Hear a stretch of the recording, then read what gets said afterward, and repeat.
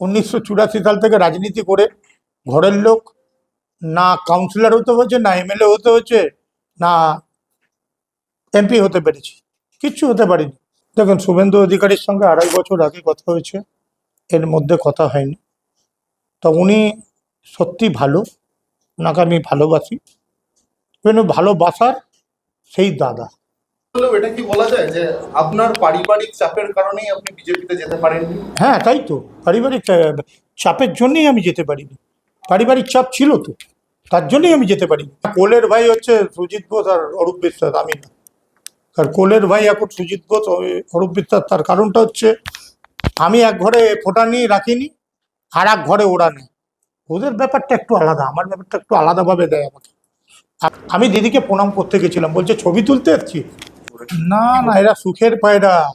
এরা আজকে মেসিকে নিয়ে এসে চিমাওকেরির মতো করে ধরছে, মেসিকে দেখবে না ওকে দেখবে। নমস্কার, স্পোর্টস নিউজে আপনাদের স্বাগত। আপনাদের সঙ্গে রয়েছে আমি কৌশিক। বাবুন ব্যানার্জি ময়দানের পরিচিত মুখ, একটা সময় বেঙ্গল অলিম্পিক অ্যাসোসিয়েশনের প্রেসিডেন্ট ছিলেন, দায়িত্ব সামলেছেন একাধিক সংস্থার, ছিলেন হকিতে, কবাডিতে, বর্তমানে ধরে রেখেছেন একমাত্র টেবিল টেনিসের প্রেসিডেন্ট। তবে ক্রীড়াক্ষেত্রে মমতা বন্দ্যোপাধ্যায়ের ছোট ভাই বাবুন বন্দ্যোপাধ্যায়, স্বপন বন্দ্যোপাধ্যায়, যার ভালো নাম এবং ময়দান থেকে চেনে বাবুন হিসাবে, তার যে বিচরণ ক্ষেত্র, তার থেকে বেরিয়ে কিন্তু ধীরে ধীরে পলিটিক্সেও তিনি যথেষ্ট সক্রিয়। এবং ভোটের কালি ওঠার আগে যখন তৃণমূল দলটাই তাসের ঘরের মতো ধসে পড়ার অবস্থা, সেই জায়গায় দাঁড়িয়ে বাবুনের মুখে অন্তঃসুর। বাবুনদা, স্পোর্টস নিউজে প্রথমত আপনাকে স্বাগত জানাই। নমস্কার। এই যে তৃণমূলের অবস্থা, আপনি যে পরিবারের সন্তান, যে পরিবারের কনিষ্ঠ পুত্র, সেই আপনার যে অভিভাবক বলে যাকে এতদিন মেনে এসেছেন, সেই মমতা বন্দ্যোপাধ্যায়ের তৈরি দলটা আজকে ভেঙে যেতে বসেছে। তৃণমূলের প্রতীকে জেতা বিধায়করা, বিক্ষুব্ধ বিধায়কের একটা শ্রেণী 58 জনের একটা সই করা চিঠি পৌঁছে দিয়েছেন স্পিকারের কাছে। তৃণমূল দলটা এই অবস্থা কেন 1 মাসের মধ্যে? আমি আপনাদের একটাই কথা বলবো, তৃণমূল কংগ্রেসে যদি অরূপ বিশ্বাস আর সুজিত বোসের মতো লোক যদি থাকে, সেখানে তৃণমূল কংগ্রেসে কাজ করতে গেলে সব দিক দিয়ে প্রবলেম হয়। কারণ আমি ক্রীড়া ক্ষেত্রে সেটা দেখেছি। বেঙ্গল অলিম্পিক অ্যাসোসিয়েশন আমাকে দাঁড়িয়ে থেকে অরূপ বিশ্বাস হারিয়েছে। ইভেন ক্ষুদিরাম অনুশীলন কেন্দ্রে ইলেকশন চলছিল, ইলেকশন চলাকালীন উনি ছিলেন নেতাজি ইন্ডোর স্টেডিয়ামে। প্রেসিডেন্ট সেক্রেটারিদের ডাকছে, বলছে বাবুনকে যদি ভোট দেওয়া হয় 5 লক্ষ টাকা করে সরকার দেবে না, যে বাবুনকে ভোট দেবে 5 লক্ষ টাকা করে সে পাবে না সরকারের কাছ থেকে। আমি এই অবস্থায় অনেক কিছু দেখেছি। ইভেন পুলিশ প্রশাসন, আমি দেখে অবাক হয়ে গেছি। 200-250 পুলিশ, 6টা আইপিএস, আমি তো অবাক হয়ে গেছি যে এটা কার ইলেকশন। এই কটা ভোটে, 68টা ভোটে যদি এত পুলিশ, তাহলে বড় ভোটে কি হতে পারে? আমি খুব অবাক হয়ে গেছি। আমি 12 সাল থেকে জয়েন্ট সেক্রেটারি বেঙ্গল অলিম্পিকের, 20 সালে আমি জেনারেল সেক্রেটারি, 24 সালে আমি প্রেসিডেন্ট অবস্থায় দাঁড়িয়েছিলাম। আমি 16 সালে সেক্রেটারি ছিলাম, 20 সালে আমি প্রেসিডেন্ট, আবার 24 সালে আমি দাঁড়িয়েছিলাম প্রেসিডেন্ট পদে। আমাকে দাঁড়িয়ে থেকে 20 সালেও হারাতে চেয়েছিল, পারিনি। তখন পুলিশ প্রশাসন বা আদালতগুলো এত কাউন্টিং এর ডান দিক বা দিকগুলো করতে পারেনি বলে 20 সালটা, আবার 24 সালে গিয়ে সেটা গিয়ে দাঁড়িয়েছিল। আপনি যে নির্বাচনের কথা বলছেন, বিওএ অর্থাৎ বেঙ্গল অলিম্পিক অ্যাসোসিয়েশন, ক্রীড়া সাংবাদিকতার সঙ্গে সরাসরি যুক্ত থাকার কারণে আমি সেই নির্বাচনটা দেখেছি একদম। এবং অরূপ বিশ্বাস ওখানে রিমোট কন্ট্রোল করেছিল বিওএ তে কে বসবে না বসবে সেই বিষয়ে। একদম তাই। এবং সেখানে বিশেষ ক্ষমতা দিয়ে পাঠানো হয়েছিল তার ভাই স্বরূপ বিশ্বাসকে। 100%। আপনি একদম সেদিনকে স্পটে ছিলেন বলে আজকে এই কথাটা বলতে পারছেন। তার ইচ্ছা ছিল না যে মুখ্যমন্ত্রীর ভাই জিতুক, তার ইচ্ছা ছিল মুখ্যমন্ত্রীর ভাইকে বুঝিয়ে তার ভাই এখানে বসুক। এটা কত বড় গাদ্দারি! আপনি এখানে গাদ্দারির কথা বলছেন, এই প্রসঙ্গে হয়তো আপনার শুনতে খারাপ লাগবে, কিন্তু আপনার বড় দাদা অজিত বন্দ্যোপাধ্যায় তিনিও তো চাননি আপনি পিও এর সভাপতি হন। এমনকি যখন 2020 সালে আপনি সভাপতি হয়েছিলেন, তার আগে সেই পোস্টটা হোল্ড করেছিলেন অজিত ব্যানার্জি। 2016 সালে তিনি সভাপতি হয়ে এসেছিলেন। 2024-এর যে নির্বাচনের কথা বলা হচ্ছে, সেখানে কিন্তু আপনার দাদাও চাননি আপনি আসুন, এবং বিভিন্নভাবে আপনাকে কিন্তু ব্যাঘাত করার চেষ্টা করা হচ্ছে। কেন? দেখুন, আমি একটা কথা বলি, ইনস্ট্রাকশন যখন কাউর থাকে, যখন হেডকোয়ার্টারে ইনস্ট্রাকশন থাকে, তখন হেডকোয়ার্টার যেটা জানায় সেটাই তার কাজ করতে হয়। তৃণমূল কংগ্রেসের মানে নিন্দুকেরা বলছে যে হাত থেকে এখন ভোটের কালি ওঠেনি, কিন্তু দলটা উঠে যাচ্ছে। দলের এই শোচনীয় অবস্থানের পেছনে অনেকেই দায়ী করছেন আপনার ভাইপো অভিষেক বন্দ্যোপাধ্যায়। যতটা আমার কাছে খবর, অভিষেকের সঙ্গে আপনার মধুর সম্পর্কই ছিল। না, কোনোদিনই মোদির সম্পর্ক ছিল না, কথাটা ভুল কথা। কোনোদিনই মোদির সম্পর্ক ছিল না। মধুর সম্পর্ক একমাত্র আমার বউ, মেয়ে আর দিদির সঙ্গে পর্যন্ত ছিল। অভিষেক বন্দ্যোপাধ্যায় একা হাতে কি দলটাকে শেষ করে দিলেন? দেখুন, সবাই বলবে, সবাই বলছে, সেটা তো আমিও শুনছি। সবাই বলছে, সবাই ই করছে। আমি তো পলিটিক্যাল কাউন্সিলরও না, আমি এমএলএও না, আমি এমপিও না, আমি পঞ্চায়েত নেতাও না, ইভেন আমার তৃণমূলের কোনো কোনো মেম্বারশিপ বা কিছু নেই। আমি স্পোর্টস ময়দানে মেম্বারশিপ আমার আছে, আমার কাগজ আছে, কলম আছে, সব কিছু। আমার পার্টির কিছু নেই।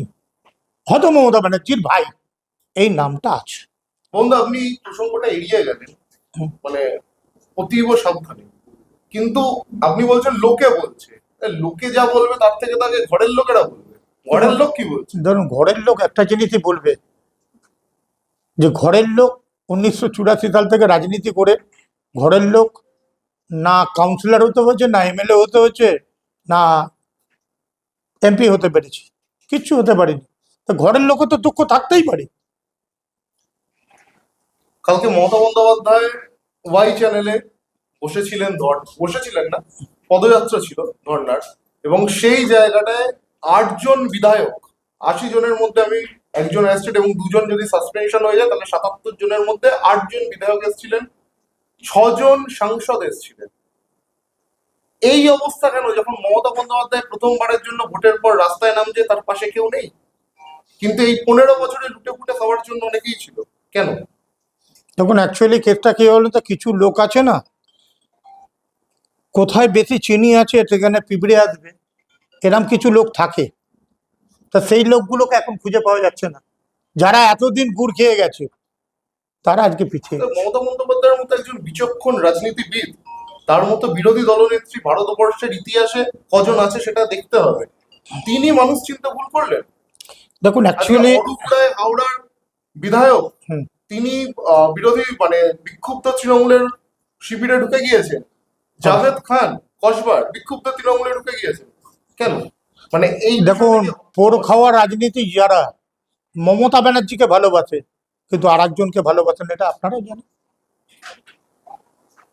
শুভেন্দু অধিকারীর সঙ্গে কোনো রকম কথা হয়েছে আপনার? দেখুন, শুভেন্দু অধিকারীর সঙ্গে 2.5 বছর আগে কথা হয়েছে, এর মধ্যে কথা হয়নি।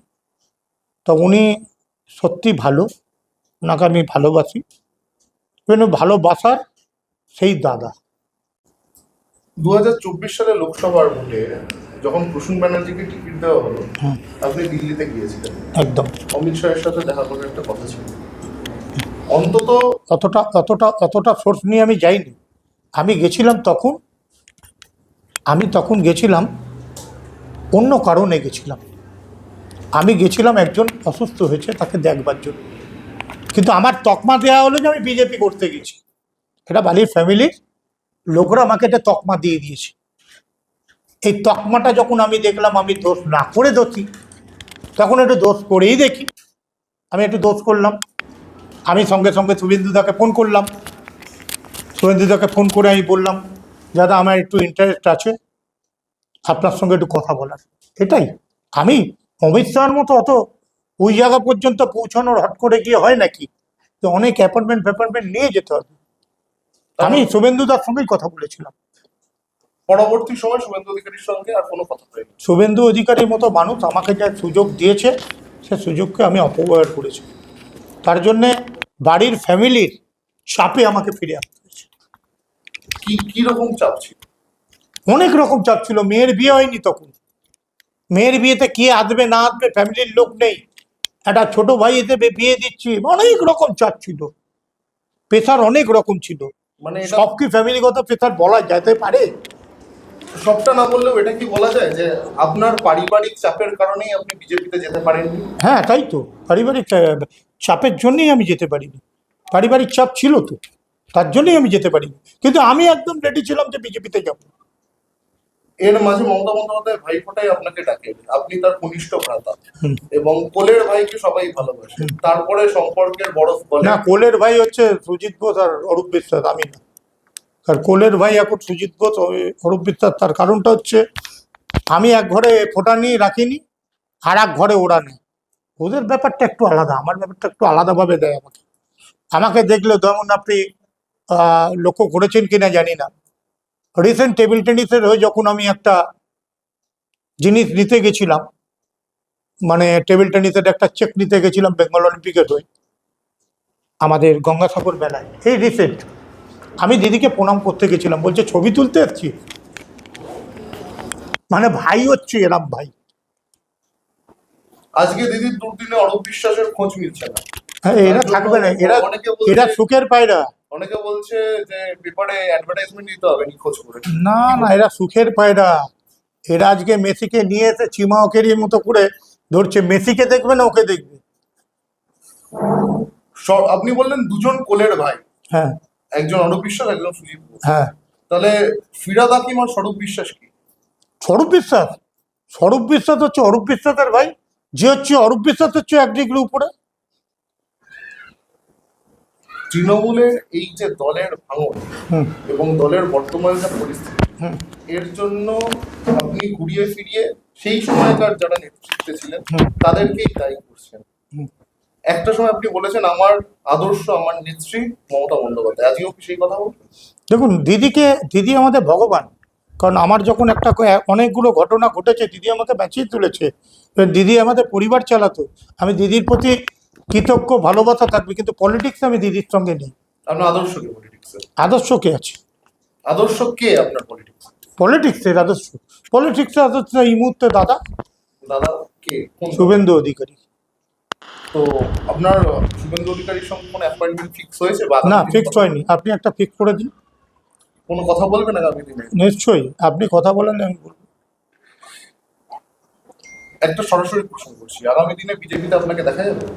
দেখুন, আমি এইবার তো এইসব কিছু চিন্তা ভাবনা করিনি, কারণ আমি এরম আর বড় জায়গায় যাইনি যে আমাকে বিজেপির কোনো নেতা হিসাবে বড় কোনো পোস্টে দেবে বা কিছু দেবে।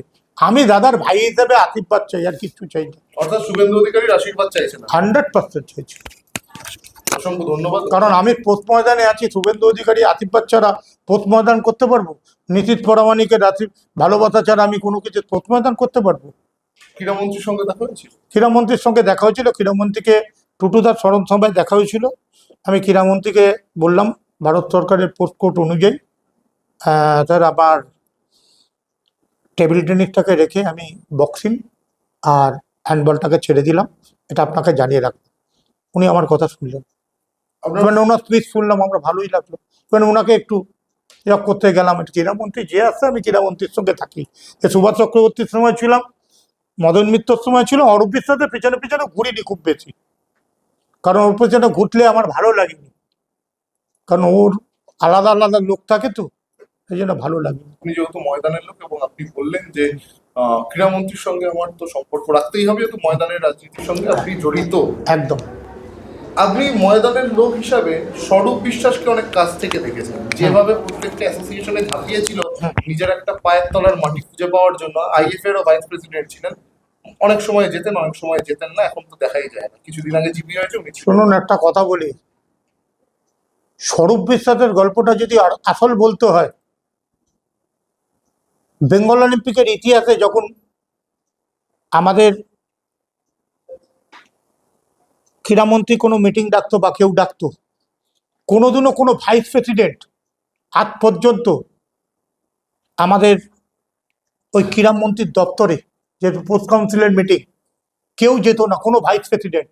একমাত্র ওর ভাই পৌঁছে যেত, আর একজন ভাইস প্রেসিডেন্ট পৌঁছে যেত। কেন ভাই? এটা কি কি মাপে ছিল এটা, যেটা কোনো দিনের জন্য দেখিনি আমরা? একটা ভাইস প্রেসিডেন্ট পৌঁছাবে কেন? সেখানে প্রেসিডেন্ট পৌঁছাবে, সেক্রেটারি পৌঁছাবে, সেখানে ভাইস প্রেসিডেন্টও পৌঁছে যেত। তার নামও লেখা ছিল, ভাইস প্রেসিডেন্ট দুজন যাবে আইএফের। কেন ভাই? একজন দিদির ভাই, একজন অরূপের ভাই। জানি না কে কার ভাই।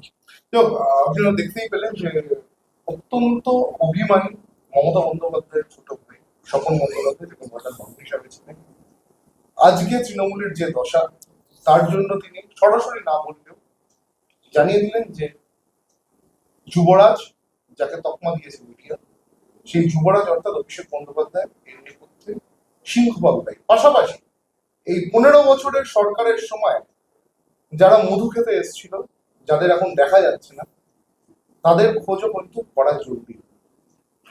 দিদিকে আদর্শ মানেন, দিদিকে ভালোবাসেন, আজকেও সে কথা তিনি স্বীকার করেছেন। তবে রাজনৈতিক গুরু কিন্তু তিনি মানছেন মাননীয় মুখ্যমন্ত্রী শুভেন্দু